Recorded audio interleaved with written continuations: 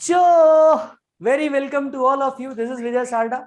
और सबसे अच्छी बात आज मेरे साथ ये है कि हर अटेम्प्ट में जिस तरीके से रैंकर्स आते हैं, फाउंडेशन में कहिए, खैर अब वहां पे तो रैंक बंद हो चुके हैं, जिनने स्कोर किया है उनके लिए बहुत बहुत बधाई। इंटर में रैंक्स आए थे तो उनका इंटरव्यू लिया था, पिछले साल जो फाइनल में रैंक आए थे उनका इंटरव्यू लिया, और इस साल भी मुझे बहुत प्राउड के साथ कहना पड़ रहा है कि मेरे साथ एक और रैंकर्स अवेलेबल है जो ऑलरेडी जिन्होंने हमारा direct taxes international taxes opt किया था, दैट इज यश। वो हमारे साथ यहाँ पे अवेलेबल है। यश दागा, सबसे पहले तो मैं पूरे टीचर्स एंड स्टूडेंट कम्युनिटी की तरफ से आपका बहुत बहुत स्वागत करता हूँ। यश दागा अमरावती के रहने वाले हैं एंड इनके बारे में इनके मुंह से ही जानेंगे। इस पूरे इंटरव्यू का अप्रोच बड़ा सिंपल है। पहला कि यश के सरकमस्टेंसेस क्या थे और क्या आप भी रैंक अचीव कर सकते हैं, क्या यश ने अपनी कौन सी स्ट्रैटेजी अपनाई थी इस रैंक को अचीव करने के लिए, एंड इसी सब बातों से रिलेटेड ये इंटरव्यू रहेगा। इंटरव्यू बड़ा खास है क्योंकि आपको ये जर्नी बताएगा एक आम बच्चे की जो एक खास बच्चा बन जाता है। एक्सपीरियंस शेयर करेंगे ऐसे बच्चे का जो आपको बताएगा कि भैया जगह से फर्क नहीं पड़ता, आप कहीं से भी ला सकते हैं और कभी भी रैंक हो सकता है। अगर आप सोचते हैं कि भैया मेरे को अटेम्प्ट लग गया तो बस मेरी जिंदगी खत्म हो चुकी है, तो मुझे लगता है ये इंटरव्यू आपके लिए है। तो ये इंटरव्यू आप सभी लोगों ने देखना है, अप्रिशिएट करना है और अपने दोस्तों को फॉरवर्ड भी करना है। एंड मोस्ट इंपॉर्टेंट, इस इंटरव्यू से एक आउटपुट लेना है कि यश क्या कर सकता था और उसके सिचुएशन के हिसाब से आप अपने लाइफ में क्या चेंज कर सकते हैं। Yash, I welcome you, sorry CA Yash Daga, I welcome you here. And क्या लगता है यश, सबसे पहले तो आप अपने बारे में बताइए, अपने फैमिली के बारे में बताइए यश। बिल्कुल। Thank you so much sir, इतना आपने कॉन्ग्रेचुलेशंस एंड प्राउड फील करा। अच्छा लग रहा है, काफी अच्छा लग रहा है। ऐसा कभी सोचा ही नहीं था कि इंटरव्यू होगा। May be back of the mind था कि कभी रैंक आए, ऐसा कुछ हो, बट पेपर्स देने के बाद तो कभी ऐसा लगा नहीं था। But still thank you very much for such a wonderful introduction. और यस, मेरी journey, I was maybe average तो नहीं, अबव एवरेज। मेरा academics was strong since 10th 12th। 10th में मुझे 94% आए थे and then I opted for commerce because मेरे मामा जी सीए थे और काफी टाइम वो करियर काउंसलिंग, सबसे दोस्तों से मिलना, रिलेटिव से पूछना, सो इंजीनियरिंग और सीए में मुझे कंफ्यूजन था। so I finally opted for CA, and then the journey started। 11th 12th मैंने नहीं अमरावती से ही यश, किया मुझे ये है। बात बताइए, हाँ। पेरेंट्स आपके पेरेंट्स में कौन, फैमिली में कौन कौन है, पहले ये बताइए। फैमिली में अभी पापा मम्मी और छोटी बहन है। छोटी बहन भी सीए कर रही पापा, है? नहीं नहीं, छोटी बहन सीए नहीं करी, फिजियोथेरेपी करी है जीएमसी नागपुर से। Perfect perfect. तो बता, पापा क्या करते हैं यश?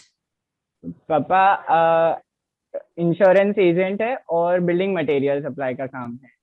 और perfect. And mummy mummy? House wife. Mummy? House wife. Perfect.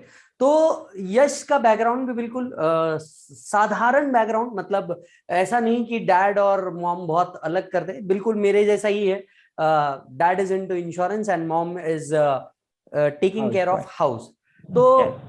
यश, फिर जाहिर सी बात है पेरेंट्स की तरफ से बस एक प्रेशर रहता होगा, पढ़ ले। हेल्प तो नहीं रहती होगी, बस प्रेशर या एक मोटिवेशन रहता होगा, पढ़ ले। क्या होता था जब आप पढ़ते थे, नहीं पढ़ते थे? प्रेशर तो नहीं बोलेंगे, मोटिवेशन ही था जरूर कि पढ़ लो, या तो फिर वैसा मोटिवेशन ही था। ऐसा तो कोई नहीं था कि भाई पढ़ ले, या कोई मुझे प्रेशराइज कर रहा था और मैं भी पढ़ने नहीं वालों में से नहीं था, ऐसा नहीं था। तो पढ़ाई तो ओके। चल ही रही थी। सो हाँ। फाउंडेशन इंटर फाइनल, यहाँ पे अटेम्प्ट कितने लगे और क्या क्या हुआ? फाउंडेशन, फाउंडेशन तो फर्स्ट सीपीटी था, आई फर्स्ट थिंक उस अटेम्प्ट टाइम नहीं हो सीपीटी गया। होगा आप लोग के लिए। हाँ हाँ हाँ हाँ, करेक्ट। सो सीपीटी में मेरा स्कोर 175 था आउट ऑफ 200। और फिर इंटरमीडिएट भी मैंने अमरावती से ही किया है। उसमें 522 स्कोर रहा। और इंटर में फाइनल भी में फिर मुझे रैंक आया होगा, 522 रहा है तो? नहीं सर, रैंक नहीं था। काफी ओके इनफैक्ट शायद 50 रैंक 570 था उस टाइम वहां ओके पे। ओके।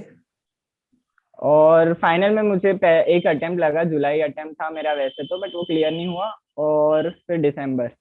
तो आप देख सकते हैं सभी लोग, भाई को अटेम्प्ट लगा है, पर अटेम्प्ट लगने के बाद भाई ने इतना जबरदस्त रिप्लाई दिया, मैं कहूंगा इंस्टीट्यूट को, कि भैया तुमने मेरा अटेम्प्ट लगाया, अब मैं रैंक ला करके दिखाऊंगा। सो ये जो पहली बार अटेम्प्ट लगा, क्योंकि आप हमेशा से स्कॉलर रहे और फाइनल में आकर के एक झटका मिला, ये वाला मोमेंट मेरे को एक्सप्लेन करो यार। झटका सर, एक्चुअली मेरी जुलाई अटेम्प्ट में मैं आखिरी आखिरी तक ऐसा थोड़ा डिस्टर्ब हो गया था, या पढ़ाई में मेरा मन नहीं लग रहा था।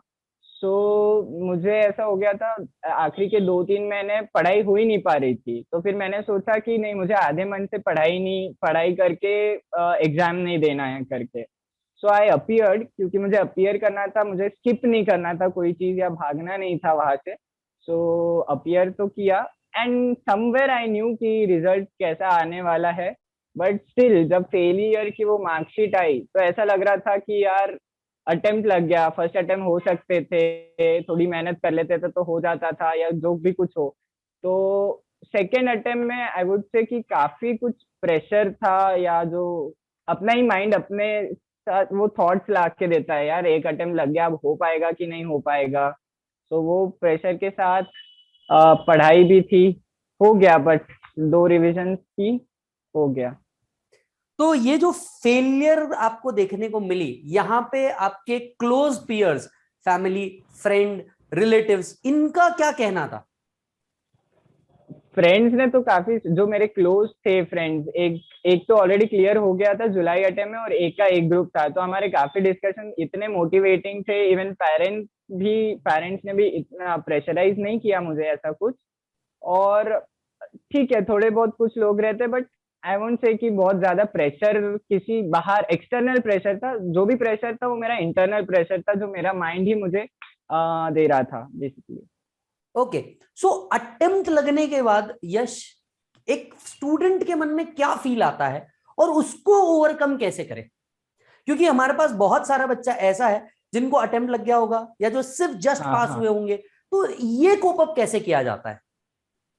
अटेम्प्ट लगने के बाद सर मैंने एक चीज नोटिस की, काफी सारे नेगेटिव थॉट्स जब पढ़ते रहेंगे तो काफी सारे अपने ही माइंड में नेगेटिव थॉट्स आएंगे कि कैसे अब हो पाएगा कि नहीं हो पाएगा, ये अटेम्प्ट लग गया, मैं सही तो कर रहा हूँ, ऐसे सब सारे थॉट्स आते हैं, और वो प्रेशर डबल होते जा, मतलब डबल पढ़ाई तो करना ही है और उस प्रेशर को भी हैंडल करना है, उसमें इम्पोर्टेंट है। तो कभी कभी ऐसा होता है कि हम थॉट्स में ही रह जाते हैं और डर जाते हैं कि एक दिन वेस्ट हो गया उसी डर में, 2 दिन वेस्ट हो गए।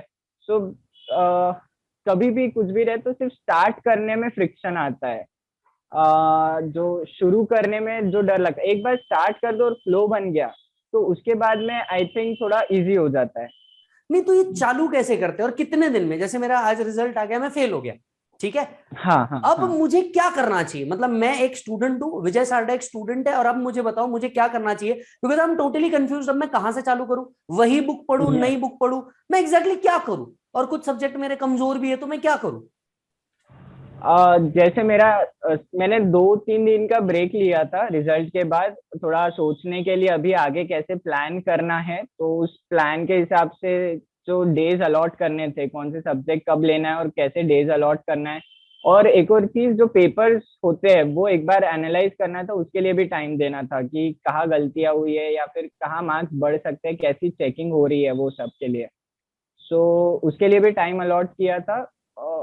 स्टार्ट करने के लिए 3-4 दिन का ब्रेक, हमने क्या एरर्स किए हैं, क्या गलत किया है वो एक बार देख लीजिए, और प्लान कर लीजिए कि कैसे कैसे हमको अब आगे बढ़ना है स्टार्ट करने से पहले। और जैसे मेरा एफआर, मुझे डर लगता था काफी कि एफआर में शायद मुझे उतना कॉन्फिडेंस नहीं था, तो मैंने एफआर में काफी रिटर्न प्रैक्टिस की, मॉड्यूल के क्वेश्चन सॉल्व कर करके देखे। सो उससे मेरा कॉन्फिडेंस बढ़ गया कि मैंने अब चलो प्रैक्टिस कर ली है करके, मैंने अपना बेस्ट दे दिया था, अब रिजल्ट जो होगा मतलब वो जिन होगा। सब्जेक्ट्स में डर लग रहा है उसकी प्रैक्टिस ज्यादा कर लो, this is the practice core की। ज्यादा करो। Yes yes, definitely. अच्छा, और थ्योरी किस तरीके से करते थे? थियरी जैसे ऑडिट हो गया, तो ऑडिट मैंने सब मॉड्यूल से किया था, और ऑडिट को टाइम तो दिया था, मतलब प्रैक्टिकल प्लस थ्योरी, मतलब 2 सब्जेक्ट करता था मैं, सुबह प्रैक्टिकल शाम को थ्योरी, या वैसा वैसा ऐसा कुछ। तो उस हिसाब से थियरी को रोज, जैसे एक हफ्ते में मैंने कुछ पढ़ा, उसके बाद थोड़ा रिवीजन भी करना जरूरी है, वरना वो काफी टाइम बाद चला जाता है, जो याद किया हुआ है वो याद नहीं आता। तो रिवीजन इज वेरी इंपॉर्टेंट। और रिवीजन क्विक होनी चाहिए ना, ऐसा ना हो कि एक हफ्ते के लिए 4 दिन 5 दिन के हम रिवीजन ही करते रह गए वापस डबल से वही चीज। तो उसको समराइज करके फटाफट देख लिया कि मैंने पिछले हफ्ते में क्या पढ़ा था, उसको याद करते रहो। और ऑडिट जैसे सब्जेक्ट को बार बार देखना होता है, रिवीजन वीडियोस देखे, ब्रश करते टाइम रिवीजन वीडियोस देखता था, वैसे बार बार हैमर करना पड़ेगा। ओके, तो इसमें आरटीपी, एमटीपी और पास्ट क्वेश्चन पेपर्स ये भी सॉल्व किए थे? आरटीपी एमटीपी एफआर में वगैरह किए थे, यस। वो क्योंकि क्वेश्चन बैंक में ऑलरेडी कवर्ड था, ऑडिट वगैरह में तो नहीं, बट जो प्रैक्टिकल क्वेश्चन ये सॉरी सब्जेक्ट्स है इसमें सारे किए थे।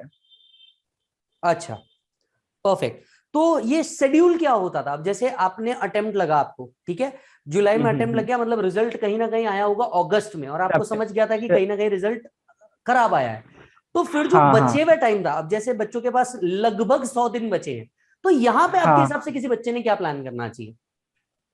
मेरे हिसाब से अगर ऑलरेडी 2 ग्रुप्स अपीयर करके फेल या ऐसा कुछ है, सो 2 revision, I think 8 days 8 subject, और फिर 4 डेज 4 सब्जेक्ट, 4 डेज 8 सब्जेक्ट ऐसा।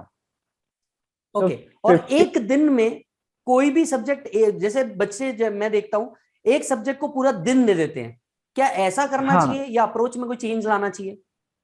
दोनों ऑप्शंस है। किसी को अगर एक सब्जेक्ट करना है, 8 दिन के लिए स्ट्रेच कर सकते हैं तो वो भी अच्छी बात है, या तो फिर एक प्रैक्टिकल और एक थ्योरी सब्जेक्ट लेके चलेंगे तो शायद थोड़ा इंटरेस्ट बना रहेगा। वरना क्या होता है, 8 दिन हम एक सब्जेक्ट लेके चलते हैं तो 5-6 दिन के बाद एफिशिएंसी डाउन हो जाती है। सो इट इज बेटर कि थ्योरी प्लस प्रैक्टिकल लेके चले तो थोड़ा ये रहेगा। टेस्ट पेपर्स सॉल्व किए आपने, ये, या कोई हाँ टेस्ट हाँ, सीरीज कुछ ज्वाइन किया? टेस्ट सीरीज ज्वाइन की थी मैंने, एक मॉक टेस्ट भी दी हुई थी। ओके, तो सब उसका सब्जेक्ट क्या के फुल फायदा कलर। हुआ? उसका कुछ फायदा हुआ? उससे बिल्कुल मतलब काफी सारे एरर्स ख्याल में आए, और टाइम जजमेंट जो होता है जो कि काफी इंपॉर्टेंट है पेपर में, उसके पहले अगर हमको पता चल जाए कि कितनी स्पीड या कितने क्वेश्चन कितने मिनट में हो जाने चाहिए, कि कौन सा क्वेश्चन मुझे पहले अप्रोच करना है, वो सब उसका जजमेंट के लिए मॉक टेस्ट मेरे हिसाब से काफी इंपॉर्टेंट है। एक एक्सपीरियंस मिल जाता है रियल इसका। ओके, सो अब जैसे एग्जाम को अब मेरे पास सपोज सिर्फ 15 दिन बचे हैं और मैं 2 ग्रुप दे रहा हूं, तो मेरा अप्रोच क्या होना चाहिए? पहले ग्रुप 2 का रिवीजन, ग्रुप 1 का रिवीजन, या कैसे अप्रोच होना चाहिए? जो जिसमें अगर आप स्ट्रांग हो, जैसे ग्रुप 2 आपका स्ट्रांग है ऑलरेडी, तो ग्रुप 2 की पहले रिवीजन कंप्लीट कर लीजिए, फिर ग्रुप 1 पे शिफ्ट हुई। मैंने ऐसा नहीं किया था कि ग्रुप 2 या ग्रुप 1, आई यूज टू, मेरे दिमाग में टारगेट फिक्स था कि मुझे दोनों ग्रुप देना है। इट वाज नॉट लाइक कि ग्रुप 2 एक बार फाइनल कर लो फिर ग्रुप 1 पे शिफ्ट होंगे। बट स्टिल अगर किसी को ऐसा लगता है तो ग्रुप 2 या ग्रुप 1 जो भी, जिसमें भी शायद उनको ऐसा लगता है कि थोड़ी सी मेहनत करना पड़ेगा, थोड़े से इम्प्रोवाइजेशन करने पड़ेंगे, तो उस ग्रुप को लीजिए, उसको पूरा कंप्लीट कीजिए, फिर सेकेंड ग्रुप पे शिफ्ट होइए। ओके, सो यश, जैसे रैंक आया उस दिन का फील क्या था? आप रिजल्ट चेक कर रहे थे, मैं वो फीलिंग सारे बच्चों के साथ शेयर करना चाहता हूँ स्पेसिफिकली, कि वो फील क्या होता है, क्योंकि आपका अटेम्प्ट लग गया था, अब आपने पेपर हाँ दे दिया, हाँ। तो पेपर देने के बाद कॉन्फिडेंस थे कि पास तो हो ही जाऊंगा? पास तो जैसे मेरे पेपर्स गए थे उसके बेसिस पे तो मुझे लग रहा था कि पास हो जाऊंगा, बट फिर भी एक डर बना रहता है कि होगा नहीं होगा, कुछ गड़बड़ ना हो जाए, कुछ गलत ना लिख दिया हो, वैसा कुछ रहता ही है मन में। सबसे पहले जब मैंने मार्कशीट देखी पास पास, तो मुझे कुछ समझ ही नहीं आ रहा था, मैं एकदम ब्लॉक हो गया। और फिर स्कोर देखा 542, तो फिर तो मुझे लगा कि ये गलत रिजल्ट आया है। फिर वापस मैंने 2 बार चेक किया।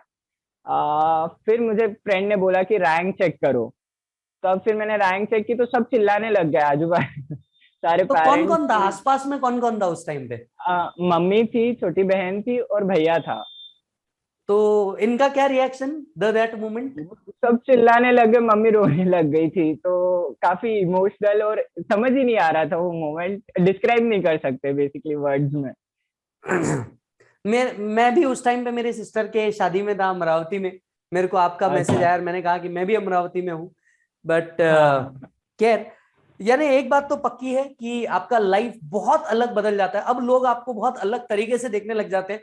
पहली बात तो ये कोर्स को क्लियर करना, जो इंडिया में सबसे डिफिकल्ट कोर्स माना जाता है, इसको क्लियर करना ही अपने आप में बहुत बड़ी उपलब्धि है।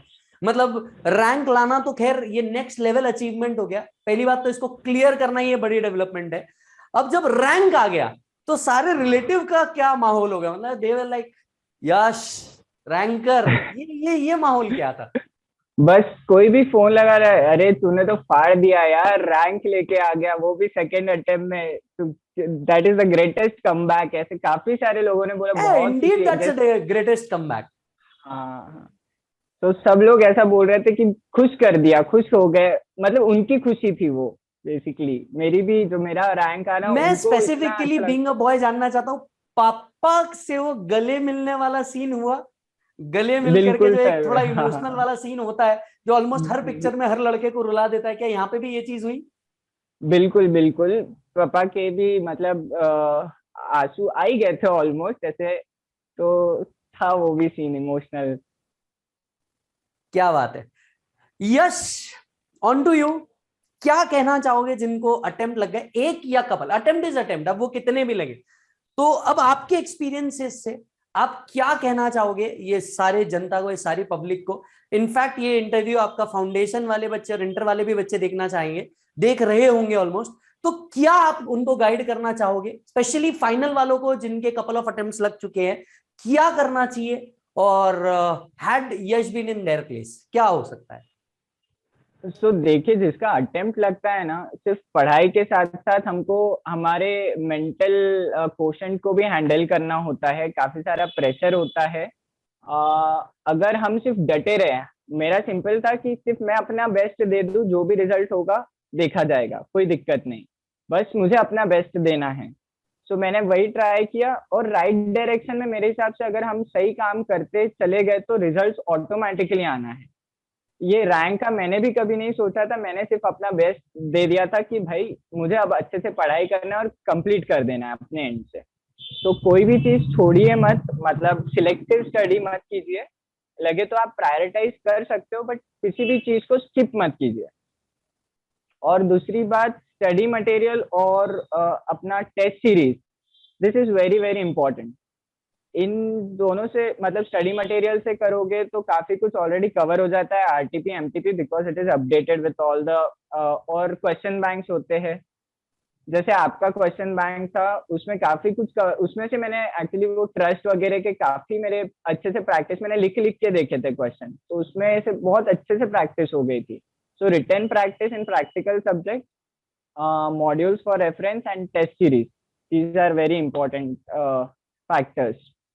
डायरेक्ट एक्सेस कैसा था, क्या मजा आया? डायरेक्ट एक्सेस सर, असेसमेंट, मुझे तो ऐसा लगता है बेस्ट बेस्ट असेसमेंट वाला। मुझे इतने बार मैंने वो मॉड्यूल आपका जो है सीए इतने बार फाइनल पढ़ वाला लिया। मॉड्यूल 1 जिसमें पूरा असेसमेंट आपको हाँ प्रैक्टिकली हाँ बताया हाँ, जाता है, इसके बाद ये होगा, उसके बाद मजा वो आ होगा। गया, मजा आ गया था सर। बहुत ही जोरदार असेसमेंट वाला पार्ट तो मुझे अभी तक याद आता है। वो सर्च वाला आपने बताया था, आपके ऑफिस के किससे बताए थे, तो उससे काफी हेल्प हुई है। ओके। ओके, तो इंटरनेशनल टैक्स एक ऐसी चीज है जिससे बच्चा डरता है, क्या ये डरने लायक चीज है? क्योंकि अगर आपको याद होगा अपन ने टीपी के अंदर में भी पूरा असेसमेंट ही घुमाया था।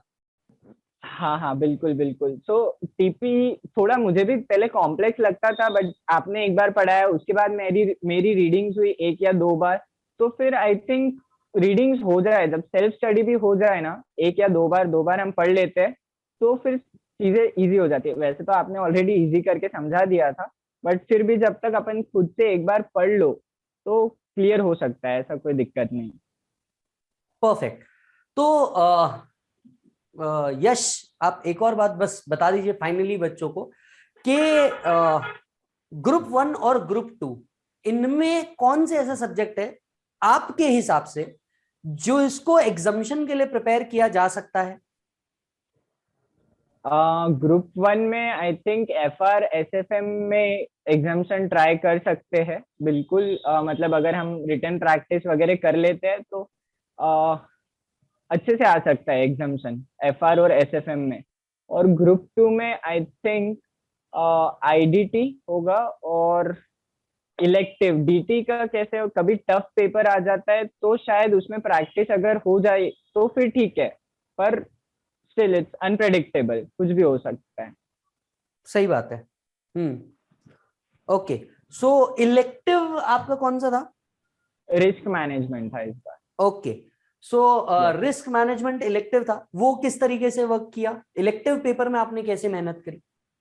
रिस्क मैनेजमेंट में मॉड्यूल्स की जितनी ज्यादा बार रीडिंग्स हो सके उतनी बार रीडिंग, और यूट्यूब पे कुछ लेक्चर्स अवेलेबल है जिसमें वो स्ट्रक्चर बेसिक बना के बता देते हैं कि रिस्क मैनेजमेंट कैसे कैसे, मतलब क्या स्ट्रक्चर है सब्जेक्ट का।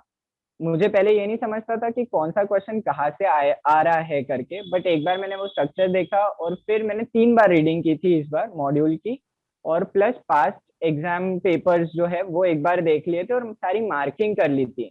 जैसे सपोज कोई एक टॉपिक है बेनिफिट्स ऑफ रिस्क मैनेजमेंट, तो ये जो कौन से पेपर में आया है मैंने मॉड्यूल में लिख दिया था कि इस पेपर में आया है, इस पेज नंबर पे है, ताकि जब वो क्वेश्चन आए मैं मॉड्यूल देखूं तो मुझे पता चल जाए कि ये क्वेश्चन ऑलरेडी आया हुआ है और यहाँ पे वो उसका आंसर मिलेगा।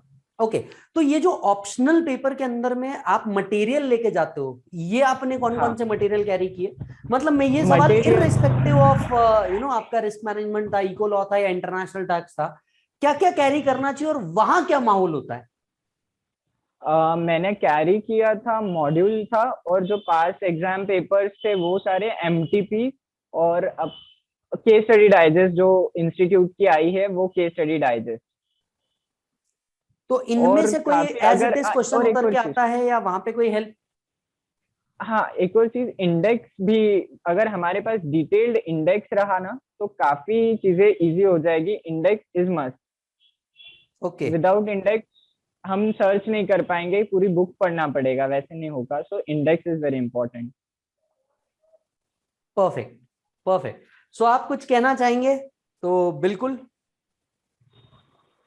बेसिकली मेरा यही बोलना है कि डटे रहिए, अपना बेस्ट दे दीजिए, रिजल्ट के बारे में ज्यादा मत सोचिए।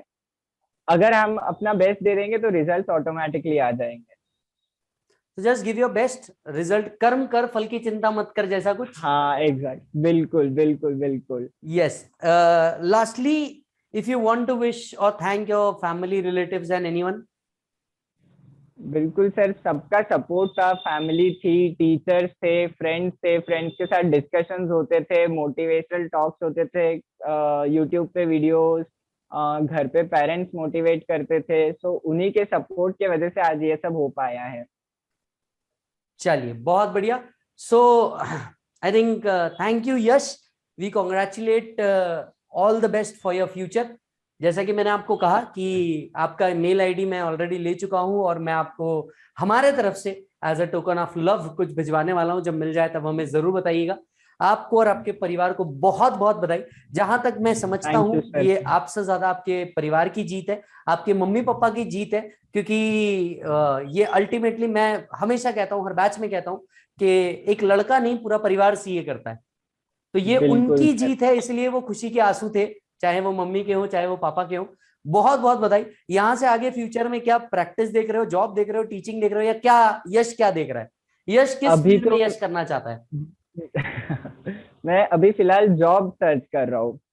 ओके, इन्वेस्टमेंट बैंकिंग या प्राइवेट इक्विटी या इक्विटी रिसर्च, ऐसा कोई प्रोफाइल में फिलहाल जॉब सर्च शुरू है। चलो डन। तो सीवी मेरे को भी भेजना, मेरे 2-3 दोस्त हैं, मैं बिल्कुल उनको भेजूंगा। अगर ये हो गया तो मेरे लिए बड़े प्राउड की बात होगी। बिल्कुल फिर सर, फिर थैंक यू मिलके इनसाइडर ट्रेडिंग करेंगे। Thank you. So this was Yash Daga, AIR 47 December 21 attempt. We congratulate him, all the very best, and thank you Yash for giving your time, and stay connected with us. All the best to all the other people, and thank you so much. Stay connected. Bye bye.